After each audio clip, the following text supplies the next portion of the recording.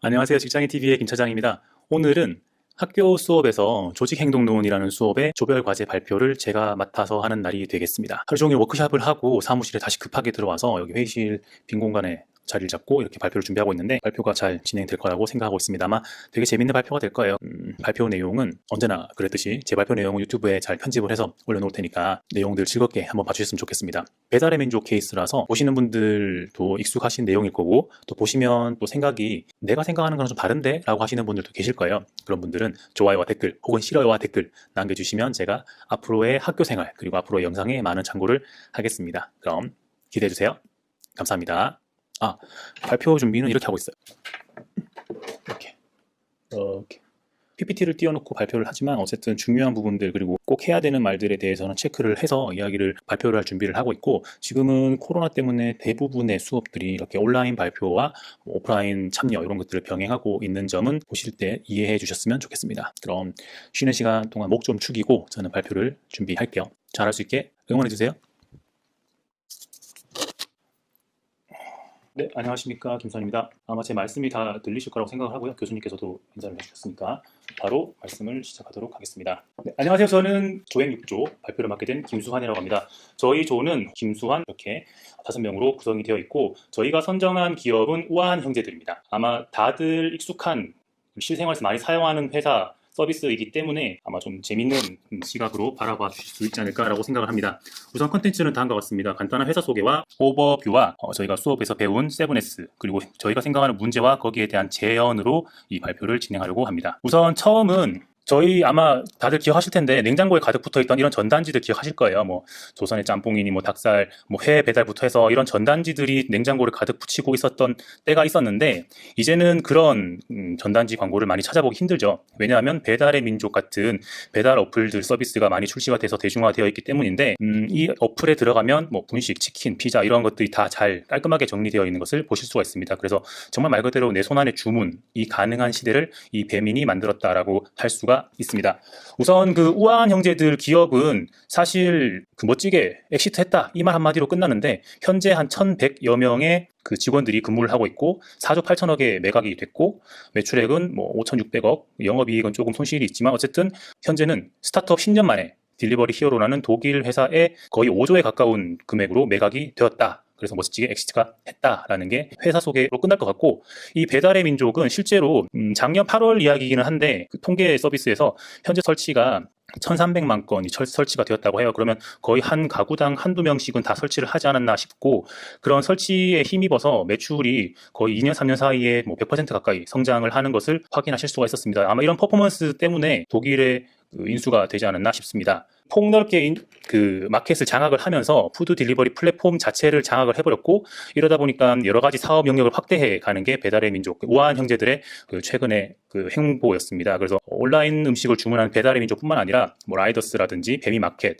그리고 잘 알려지지는 않았을 수도 있는데 공유 키친 서비스라든지 아니면 배민 아카데미, 아마 많은 분들이 이 폰트가 눈에 잘 들어와 라는 생각을 하면서 다운받아서 사용하고 계실 수도 있는데, 무료 폰트들 계속 개발해서 국민들에게 공유를 하고도 있습니다. 되게 다양하고 넓은 범위의 사업을 확장하고 있더라 라는 거고, 배미 폰트는 보면 이제 사람 이름이 붙어 있어요. 근데 이게 회사 직원의 아이들 이름을 제비 뽑기해서 만든 거라고도 하고, 이 폰트를 볼 때마다 사람들은 저거 배민 글씨체인데? 라고 생각하면서 그 회사를 리마인드하는 그런 그 회사의 아이덴티티, 앱의 아이덴티티를 만들기 위한 폰트 마케팅이었다라는 이야기도 있습니다. 그리고 이게 무료로 풀려서 상업적으로 사용이 가능하기 때문에 농심이나 롯데제과 같은 대기업 마케팅에도 사용이 되기도 하고, 방송 뭐 추정 60분이라든지 이런 공중파 방송에도 이 폰트가 사용이 되고, 심지어는 책의 표지에도 이 배민 폰트들을 사용을 하고 있다고도 합니다. 이 배민 같은 경우에는 최초의 타겟 커스터머가 그 20대 30대 회사에서 음식 주문을 많이 해야 되는 그런 직급에 있는 아이, 그들이 이 배민의 어플리케이션 사용의 그 타겟이었기 때문에 이 초기 디자인도, 이 폰트 디자인도 회사의 막내가 해보는 게 어떻겠냐라고 해서 맡겼다고 해요. 막내한테 일을 시켰다고 합니다. 그렇고 김봉진 대표가 디자이너 출신이기 때문에 이런 폰트 디자인 같은 그 디자인에, 앱 디자인에 많이 꽂혀 있는 게 아닐까라는 이야기도 나와 있었습니다. 그러면 그 배민은 이런 회사라는 거는 다들 아실 테고, 저희 팀이 왜 이 배달의 민족을 선정을 했느냐, 이 배달의 민족이 출시되기 전에는 사실 상권이라는 개념이 있었어요. 대로변에 어떤 상가가 있다라고 하면 엄청 임대료가 비싸고, 뒷골목으로 갈수록 임대료는 싸지지만 그만큼 상권은 안 좋아지고, 이런 컨셉이 있었는데, 이 배달 배달의 민족이 확 깔려버리면서 상권을 파괴해버린 거죠. 내가 뒷 골목에 있다고 해도 음식이 맛있거나 뭐 서비스가 괜찮거나 아니면 컨셉이 아주 괜찮다고 하면 이 상권이 더 이상 무의미하게 그 대로변에 있는 거대 식당과 경쟁을 충분히 할 수 있는 그런 환경을 만들어줘 버린 게 이 배달의 민족이 시장의 상권을 확대해 나가던 그런 방법이었고, 또 초반에 우리가 어떤 민족입니까? 라는 키 메시지를 가지고 민족 마케팅을 한 거죠. 그래서 배달업계 점유율이 무려 55.7%에 달할 정도로 굉장히 각광을 받았던 게 이 배달의 민족이었습니다. 또 이 B급 마케팅을 실행에 옮겨서 B급 이벤트들이 굉장히 많이 열었었는데, 화제가 되었던 뭐 치킨 치믈리에 자격 시험을 론칭을 한다거나 하는 그런 식으로 실행력도 굉장히 괜찮았었습니다. 점점 1인 가구의 비중이 늘어가는 추세에도 배달의 민족의 성장을 되게 도와주는 환경이었고, 얼마 전에부터 지금까지 계속되고 있는 이런 코로나 바이러스도 사람들끼리의 접촉을 꺼리는 그런 상황을 계속 만들었기 때문에 이 코로나 바이러스마저도 이 배민의 성장을 도와줬다라고 생각을 할 수도 있었습니다. 그런데 이게 한 방에 가버렸죠.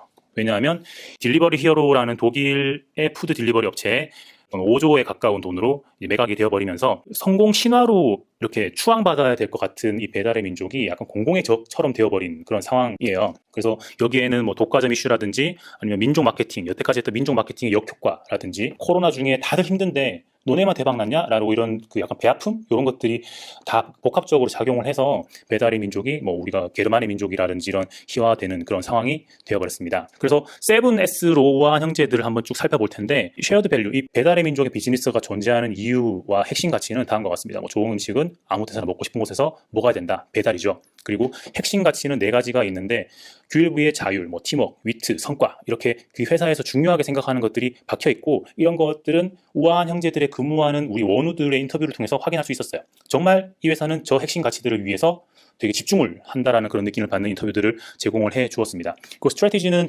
사용자와 공감하는 배민의 브랜딩을 가지고 이 엔드 유저들을 중심으로 놓고 굉장히 서비스를 집중하는데, 통근하는 그 지하철 옆에 저런 광고들을 배치를 한다거나 해서 서비스의 엔드 유저들을 되게 타겟팅하는 전략을 가지고 가고 있습니다. 그리고 스트럭처에서는 아마 이 포스터는 되게 유명하게 인터넷에 많이 돌아다니는 포스터잖아요. 2가지 버전이 있는데, 송파구에서 일을 잘하는 버전이 있고 몽촌 토송역 옆에서 일을 더 잘하는 방법이 있는데, 여기 보시면 되게 인상적인 게 하나가 있어요. 되게 B급으로 재밌게 써놨네 싶은 생각이 드는데, 뜯어보면 되게 엄하거든요. 너 1분 늦으면 지각이야 라는 소리고, 실행은 수직적, 문화는 수평적, 어쨌든 실행은 위계 질서가 있다는 소리잖아요. 써있는 구조가 B급 감성으로 큰 거부감이 없이 써있는 거지, 잘 뜯어보면 이게 굉장히 강력한 규율이라는 것을 확인할 수가 있습니다. 이거를 보고 원우님들한테 인터뷰를 요청을 해서 확인했었을 때, 저희들은 우아한 형제들은 애자일 조직이겠다라고 생각을 했었으나 굉장히 강력한 규율이 있고, 이 강력한 규율은 아까 핵심 가치에 이렇게 포커스가 되어 있더라라는 것을 확인할 수 있었습니다. 그러면 이렇게 규율이 잘 되어 있는 그런 회사라고 하면 커뮤니케이션 어떻게 합니까? 라고 질문을 해봤더니, 이 김봉진 대표 및 다른 임원들과 굉장히 편하게 이야기를 할 수 있는 분위기가 되어 있고, 이 배달의 민족에서 회사의 되게 상징적인 시간 단위 연차 사용이라든지 이런 것들이 있거든요. 다른 회사에서는 감히 생각도 못하는 그런 내용들이 있는데, 그런 내용들은 이런 직원과의 편안한 대화에서 나왔고, 좋은 아이디어다 싶으면 바로 실행해버리는 그런 신속 적절한 피드백이 이 커뮤니케이션의 핵심이더라라는 의견이 있었습니다. 그리고 이 시스템, 이 우아한 형제들이 돌아가는 이 시스템은 질을 추구한다는 거죠. 35시간제 근무를 도입을 해서 회사가 돌아가고 있는데, 사실 35시간이면 어지간한 회사에 3일 혹은 4일치 근무 시간밖에 안 되거든요. 근데 이거를 일주일 동안에 35시간이라고 하면 이 굉장히 퀄리티에 포커스를 하고 있구나라는 것을 생각할 수가 있었고, 이 밑에 있는 다양한 의사제도 이런 것들은 직원들이 요청하는 복리후생 같은 것들을 빠르게 반영할 수 있는 그런 다양한 제도라고 할 수가 있겠습니다. 그 오른쪽에 있는 장표는 표현의 자유가 있는 회사, 공개 발언이 권장되는 회사의 리스트이고, 블라인드라는 직장인들의 소사이티에서 이렇게 리스팅이 된 건데,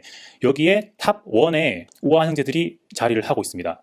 그리고 공개 발언 권장 회사에는 4위에 랭크가 되어 있는데, 인상적인 것은 아마 저희 원우분들도 많이 계실 거예요. 뭐 셀트리온이나 공사, 공단, 회계법인, 이런 회사들이 제가 이런 이야기 했었을 때 우리 회사가 그 탑 10에 있단 말이야? 라고 깜짝 놀라는 친구들이 있는 걸로 봐서는 이게 정말 탑 10의 넘버 원인가? 라는 생각이 들지만, 어쨌든 블라인드에서는 표현의 자유가 있는 공개 발언을 권장하는 회사에 이 우아한 형제들이 링크가 되어 있고, 이게 이 회사의 시스템이 커뮤니케이션 시스템인가 보다 라는 생각을 해볼 수가 있었습니다. 그 조직을 구성하고 있는 구성원, 그리고 이 조직의 풍토는 다음과 같은 큰 4개의 카테고리로 되어 있었는데, 이 4가지 그 풍토에 공통적으로 나오는 것이 바로 협동, 팀워크, 협업 이런 것들을 공통적으로 놓고 있고 이런 것들이 조직의 큰 문화가 아닌가 이렇게 생각을 할 수 있었고요. 그리고 이 회사의 구석구석에 이런 약간 B급 감성으로 직원이 어떤 새로운 곳에 가야 하거나 어떤 새로운 요청을 해야 할 때 그런 심적인 배려를 낮춰줄 수 있는 그런 장치들이 포스터 혹은 메시지를 통해서 그런 배려를 낮춰주기 위한 여러 가지 장치들이 회사 구석구석에 되어 있었습니다. 심지어 이 회사의 내부 디자인은 IF라는 디자인 어워드를 2018년에 수상할 정도로 직원들이 마음 편하게 일을 할 수 있고 직원들 상호 간의 어떤 장벽을 없애면서 커뮤니케이션을 할 수 있는 그런 환경들을 만들어주기 위해서 회사가 투자했다는 것을 서티파이 받았다고 보실 수가 있고요. 스킬 쪽에서는 지금 우아한 형제들의 그런 전략이 엔드 유저를 타겟팅하고 차별화 전략으로 B급 감성, B급 메시지, B급 이벤트로 그들에게 가까이 다가가는 마케팅 스트래티지를 가지고 있는데 우리가 간과해서는 안 되는 건 배달의 민족 전에는 어떤 회사도 이런 B급 메시지, B급 마케팅을 진행해 본 적이 없었다는 거예요. 근데 최초로 이걸 런칭을 하고 이걸 정말 이런 일이 일어나도록 일을 진행을 해 갔다라는 것은 이런 이벤트들을 집행할 수 있는 사람들이 능력 있는 사람들이 이 회사에 있구나라는 것이 스킬, 조직의 능력으로 정의를 했습니다. 그래서 7S로 정리한 배달의 민족을 간단하게 말씀을 드렸고요. 지금부터는 그 문제점에 대한 말씀을 잠깐 드려보겠습니다. 우선 이 배달앱 3개가 합병이 돼서 독일의 딜리버리 히어로라는 업체에 인수가 되면서 거의 시장을 독점을 하게 되거든요. 거의 100%에 가까운 시장을 이 3개의 앱을 가지고 있는 딜리버리 히어로가 독점을 하게 되면 국민들은 당장 떠오르는 생각이 독점 때문에 서비스가 안 좋아지겠다, 수수료가 올라가겠다 이런 안 좋은 인식을 가지게 된다라는 게 현재 이 배달의 민족이 직면한 가장 큰 문제고 이미 뭐 게르만의 민족이 아니냐라는 식으로 희화화되고 있는 게 배달의 민족의 가장 큰 문제가 되겠습니다. 그 이유는 뭐냐면 이 배달의 민족 김봉진 대표가 2018년 8월에 1조 안 팔아요, 2조 안 팔아요 라고 이야기를 했는데 1년 반 만에 이제 5조에 팔아버린 거죠. 사실 뭐 팔아버렸다라고 단정지어 이야기하기에는 아직은 조금 빠른 시점이긴 하지만 어쨌든 이제 매각 이야기가 나와버린 것 때문에 배달의 민족이라고 생각하고 있었던 그 수많은 국민들은 우리나라에서 시작한 이 스타트업은 돈으로 살 수 없어, 난 안 팔아, 억만금을 줘도 안 팔아 라고 하면서 약간 자존심을 세워주길 기대하고 있었으나 좀 배신당한 느낌을 받아버린 거죠. 너무나 큰 돈이었으니까. 근데 이게 단지 돈만 보고 매각했다라고 판단할 수는 없습니다. 왜냐하면 지금 아시아 지역에 진출해서 한국에서의 노하우를 키워가면서 영향력을 키워가겠다라는 그런 이야기를 하고 있기 때문에 돈만 가지고 회사를 넘겼다라고 보기는 어려운 상황이긴 합니다만 많은 사람들은 그런 배신감을 느꼈다라는 게 나타나고 있고요. 스타트업의 거대한 엑시트가 이 배달의 민족에만 해당되는 이야기는 아니었거든요. 저희가 커피계의 애플이다라고 하는 그런 블루보틀도 네슬레가 처음에 컨택 했었을 때는 절대 안 판다라고 하다가 CEO끼리 몇 번 만나고 뭐 초대하고 초대받고 그러고 난 다음에 결국에 4,800억 원의 68%의 지분을 넘겼거든요. 그렇기 때문에 이건 굉장히 성공한 엑시트라고 보여져야 되는데 이게 뭐 국민 감정이라든지 여러 가지 상황 때문에 밉상으로 찍혀버린 게 가장 큰 문제가 되겠습니다. 거기에다 불을 끼얹는 게 아니라 기름을 끼워 얹어버린 거는 수수료를 올리지 않겠다라고 그렇게 호언장담을 했었는데 매각이 되고 난 다음에 수수료 이야기가 나와버린 거예요. 근데 이 배달의 민족의 측과 이 소상공인 측의 이야기가 서로 다른데 이 배달의 민족도 저희가 인터뷰했던 원우님에 따르면 충분히 계산을 해서 이렇게 요금제를 변경을 하면 이익을 보는 점주들이 있다, 더 많아질 수도 있다 라는 계산을 가지고 발표를 했는데 이게 게르만의 민족인이 이런 이야기를 듣는 와중에 나와버리고 코로나 때문에 매출이 반토막나는 그런 상황에 나와버리다 보니까 커뮤니케이션이 제대로 안 됐던 게 가장 큰 문제였던 것 같습니다. 배달의 민족은 거의 52.8%는 기존보다 비용이 줄어든다라고 하고 있고 소상공인은 기존의 요금으로 하면 26만 원 정도를 내면 되는데 새 모델로 하면 거의 60만 원 정도를 내야 되니까 요금이 2배가 된다라고 하면서 서로 싸우고 있었는데 여러 가지로 밉상으로 찍혀버리는 바람에 배민이 새로 출시했던 요금을 며칠 만에 다시 접었죠. 이런 것들은 굉장히 미숙한 커뮤니케이션이 아쉽다라는 그런 생각이 있었습니다. 이 치킨을 배달하고 뭐 초밥을 배달하고 하는 그런 단순한 배달 대행 업체가 아니라 이 배달의 민족은 지금 몇백만 건의 데이터가 누적되어 있는 빅데이터 업체, 푸드테크 기업이라고 봐도 무방한데 계속 이런 수수료 이슈에 묶여가지고 앞으로 못 나갈 것이 아니라 이 딜리버리, 배달이라는 단순한 그런 단어적인 의미에서 출산뿐만 새로운 사업을 잉태하고 새로운 영역으로 확대해서 더 많은 부가가치를 낼 수 있는 그런 플랫폼 산업의 본질에 집중을 하는 다음 행동이 더 필요하지 않나라고 생각을 했습니다. 그동안 누적되어 있던 빅데이터를 충분히 활용을 하면 가맹점의 위치를 선정한다거나 아니면 시즈널리티를 가지고 있는 매출을 시즈널리티에 영향을 크게 받지 않는 안정된 매출로 이렇게 컨설팅을 해줄 수도 있고 위치 선정에도 도움을 줄 수 있고 플랫폼에서는 발생하는 그런 데이터를 활용하면 충분히 새로운 시스템, 새로운 영역으로 그런 사업을 확대할 수 있지 않을까라는 제언을 드려볼 수 있을 것 같고요. 그리고 이 테크 기업으로서 지금 배달을 할 때 지금은 배달하시는 분들이 사람들이 막 자전거를 타고 킥보드를 타고 다니고 있지만 지금 벌써 건국대학교에는 이런 배달의 민족 로봇가 돌아다니면서 6.3점이라는 거의 만점에 가까운 만족도를 받고 있거든요. 근데 여기에서도 축적되는 데이터가 굉장히 많을 거란 말이죠. 여러 가지 교통 법규도 봐야 되고, 날씨도 봐야 되고, 도로 상태도 봐야 되고, 여기에서 계속 누적되는 이런 데이터들을 활용을 하면 이 배달의 민족 같은 경우에는 단순히 치킨을 배달하고 짜장면을 배달하는 그런데 중개하는 기업에서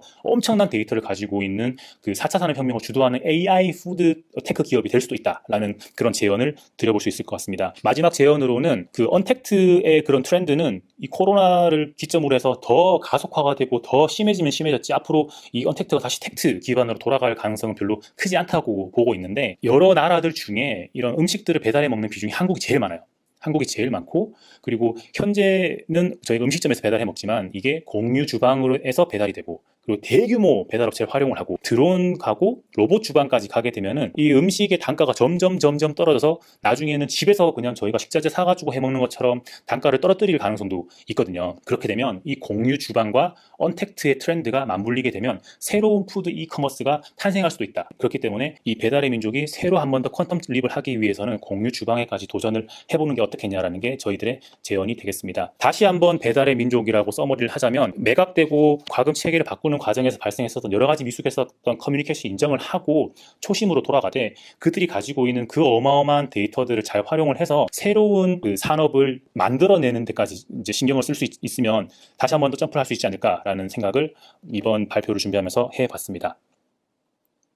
어펜딕스는 아까 말씀드렸던 7S를 요약한 표고요. 네, 그렇습니다. 저희가 준비한 발표는 여기까지이고요. 발표 들으셔주셨던 많은 원어분들께 감사드리고 질문 있으시면 한 2가지 정도 해주시면 다른 조원분들께서도 답변을 해주실 수가 있겠습니다. 이게 제가 전체 화면을 하고 있어서 질문 올라오는 걸 볼 수가 없는데 그 저희 조원분들께서 말씀을 해주실 거예요.